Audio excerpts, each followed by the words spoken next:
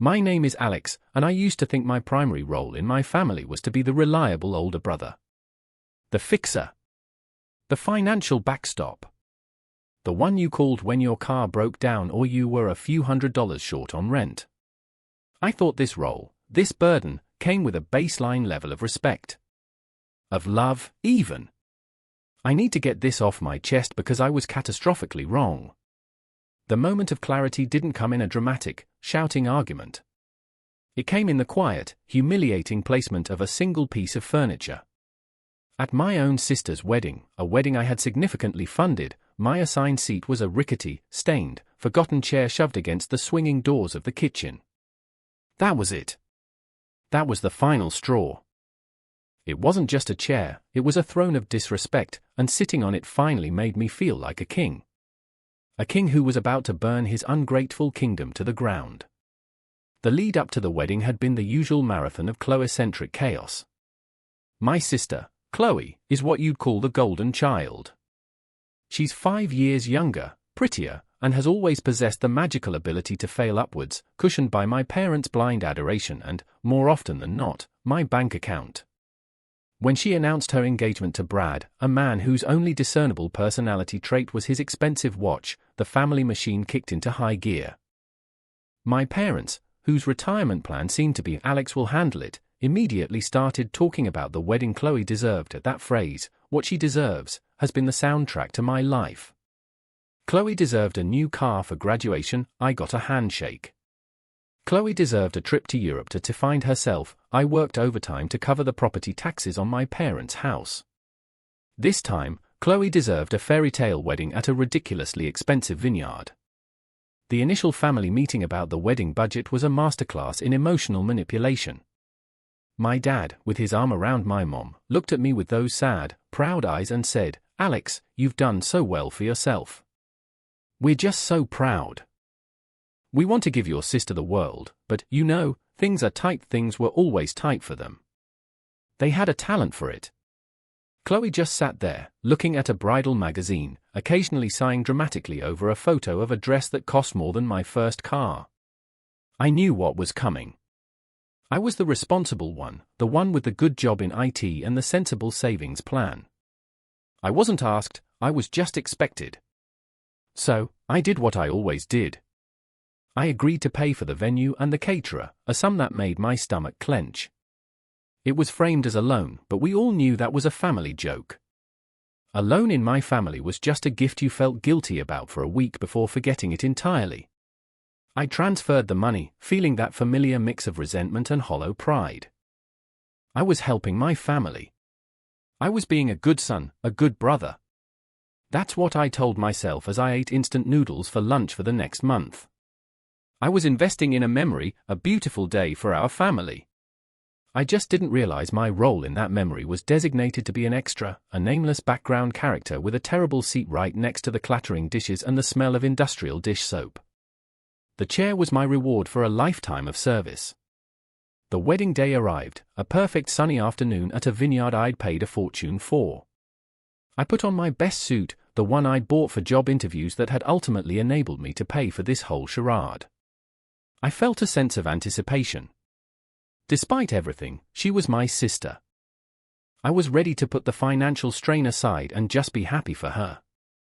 I walked into the reception hall, a beautiful barn-like structure with fairy lights and flowers everywhere. My flowers. I walked over to the seating chart, a large, elegantly calligraphed board. I scanned the list for the family table. Mom, Dad, Chloe, Brad, Brad's mom, Brad's dad. My eyes went up and down the list. My name wasn't there. I felt a cold prickle of confusion. Surely, it was a mistake. A typo. I found my mother, who was fluttering around, adjusting floral arrangements.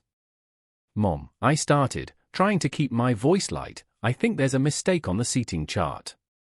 I don't see my name at the family table. She didn't even look at me. She just waved a dismissive hand. Oh, Alex, things got so hectic with Brad's family. We had to make some last-minute adjustments. There's a spot for you, don't worry. Just find your place card. She then scurried off to greet one of Brad's distant aunts. Find your place card, the words echoed in my head. It wasn't an answer. It was a dismissal. I began to wander through the tables, feeling increasingly foolish, like a guest who had crashed the party. And then I saw it. Tucked away in a dark corner, right beside the double doors that swung open and closed as servers rushed in and out, was a small, solitary table. And on that table was a single place card. Alex. The table itself was an afterthought, but the chair was a masterpiece of passive aggression. It didn't match any of the other elegant, white-draped chairs in the room. It was an old, wooden thing, the kind you might find in a dusty school storage room. It had a visible crack running down one of the back slats and a dark, ambiguous stain on the seat. One of the legs was shorter than the others, causing it to wobble if you so much as breathed on it. I stood there, just looking at it. The doors to the kitchen swung open, blasting me with a wave of hot, greasy air and the deafening clatter of pots and pans. A server nearly ran into me, muttering a quick "Excuse me." This was my spot. This was where I belonged, in their eyes. Away from the family, out of the pictures, next to the garbage and the noise. All the years of being the responsible one, of swallowing my own needs to fund their wants, coalesced into this one, perfect, soul-crushing symbol. A broken chair by the kitchen door. I actually laughed. It was a quiet, bitter sound. It was so absurd, so perfectly, poetically insulting, that it broke something in me. I didn't say a word. I didn't cause a scene. I walked over, pulled out the wobbly chair, and sat down. I sat there through the entire dinner, watching my family at their beautiful table across the room. They toasted each other. They laughed.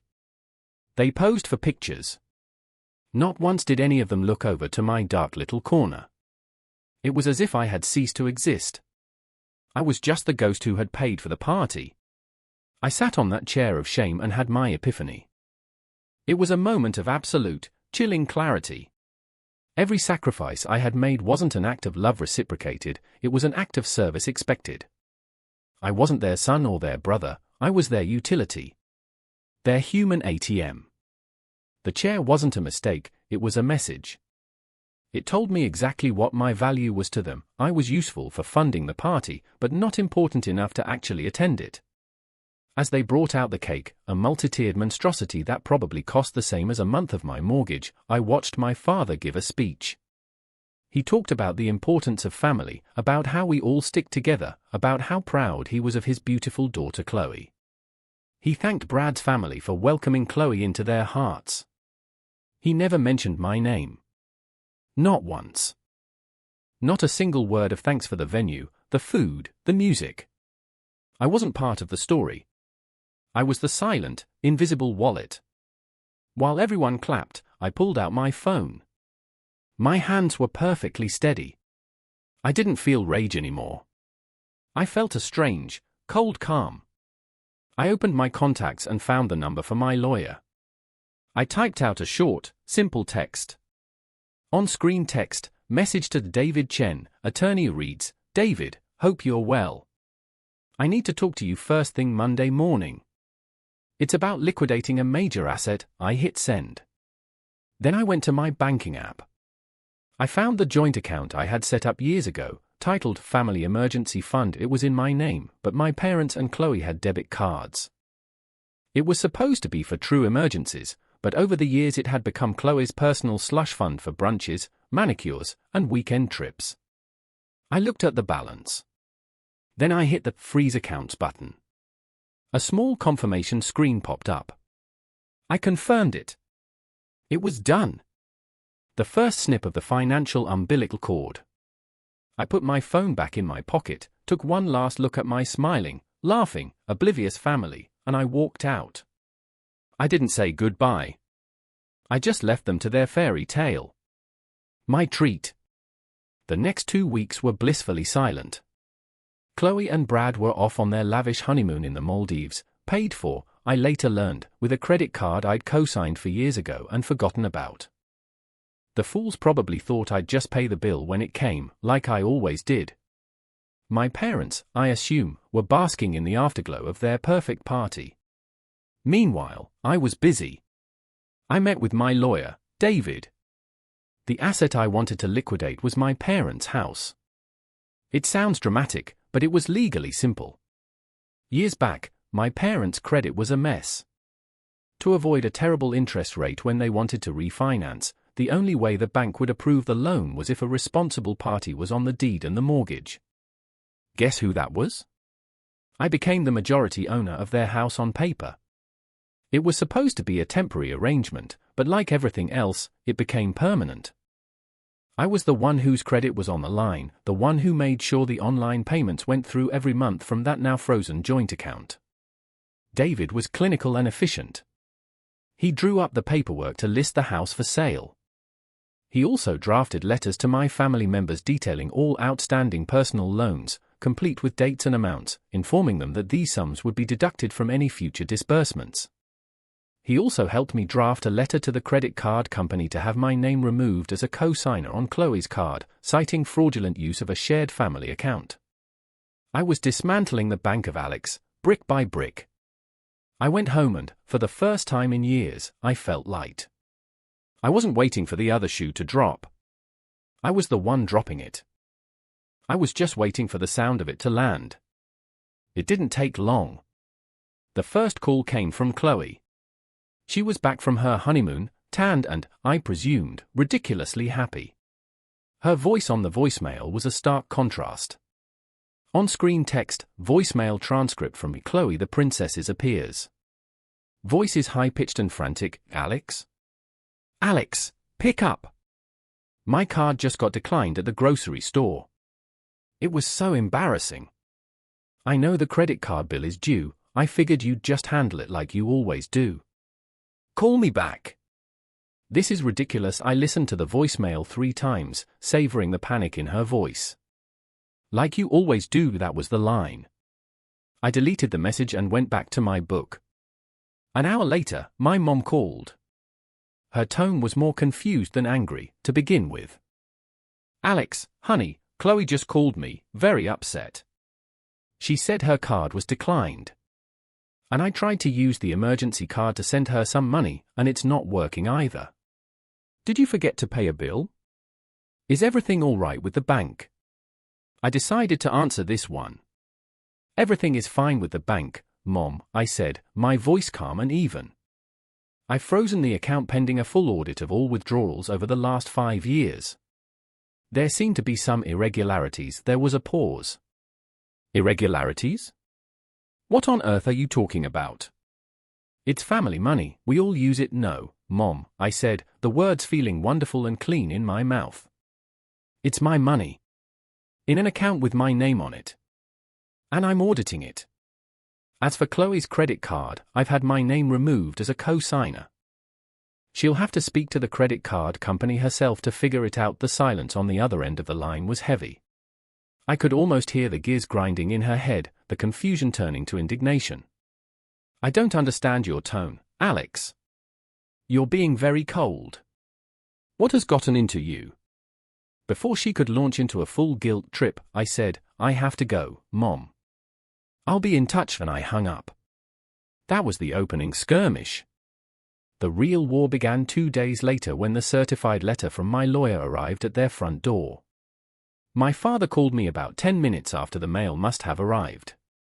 He didn't leave a voicemail. He just called. Again. And again. And again. On-screen text, a screenshot of a phone screen showing 17 missed calls from Dad. When I finally picked up, there was no greeting. Just a roar. What is the meaning of this? What is this letter? You're selling our house? Is this some kind of sick joke? I let him vent. I heard my mom crying in the background, and the faint, shrill voice of Chloe yelling something about me being a monster. It was quite the symphony. When he finally paused for breath, I spoke. It's not a joke, Dad. It's a legal notice. The house is in my name. I'm selling it your name, he spluttered. We put your name on it to help us. It was a favor. You can't just kick us out of our own home. You had a funny way of showing your gratitude for that favor at the wedding, I said coolly. There was a beat of confused silence. The wedding? What does the wedding have to do with this? Everything, I said. It has everything to do with everything. You have 60 days to find a new place to live, according to the law. My lawyer's number is on the letterhead if you have any questions. I hung up before he could respond. The fallout was nuclear. My phone became a constant stream of abuse. Texts from Chloe called me a sociopath, a jealous freak who couldn't stand to see her happy. On-screen text, a stream of texts from Chloe. You're ruining my marriage.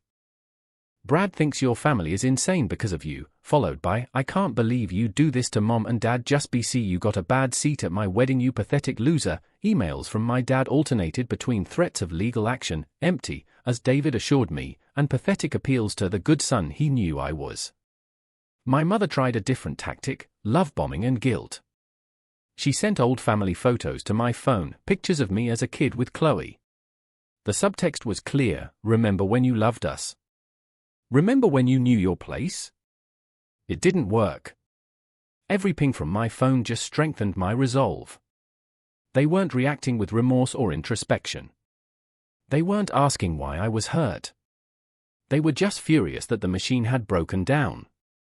The ATM was refusing to dispense cash, and they were trying to smash the screen to make it work. The climax arrived, as I knew it would, in person. On a Saturday morning, my doorbell rang insistently. I looked through the peephole and saw the whole miserable quartet: Mom, Dad, Chloe, and Brad, who looked deeply uncomfortable. I opened the door. We need to talk, my dad said, trying to push past me into my apartment. I didn't move. I stood in the doorway, blocking their path. We are talking, I said calmly. What can I do for you? Chloe burst forward, her face tear-streaked and blotchy. What can you do for us? You can stop this, Alex. You can stop destroying our family. You're selling our home. You're ruining my new life. Brad and I were going to move into the basement apartment after we saved up a bit. You've ruined everything. I almost laughed. Of course, that was the plan. For them to live with my parents, with me subsidizing all of them indefinitely. I'm not destroying the family, Chloe, I said, my voice dangerously quiet. I'm just cashing out my investment in it. An investment, I've discovered, with zero return. Dad stepped forward. This isn't about investments, this is about family. It's about a petty grudge because you didn't like your seat at the wedding. You're right, I said, and they all looked momentarily relieved. It's not about the seat. The seat was just the invoice. It was the bill for all the services I've rendered. Let's review it, shall we? I had been waiting for this moment. I stepped back into my apartment and picked up a folder from my coffee table. I walked back to the doorway. Let's see. The loan for the wedding venue, $35,000. Unpaid. The co-payment for your first car, Chloe, after you crashed the one mom and dad bought you, $5,000. Unpaid. The 6 months of your rent I covered in your 20s, $12,000. Unpaid. The constant emergency withdrawals from my account for things like Coachella tickets and designer bags. I pulled out the bank statements I had printed, the relevant items highlighted in yellow. I held them up. Chloe's face went white. Brad was staring at the paper, then at his wife, a new expression dawning on his face. This, I said, tapping the folder, is why I'm selling the house. The house is my asset. I'm liquidating it to pay off the debts you all owe me. You'll get whatever equity is left over.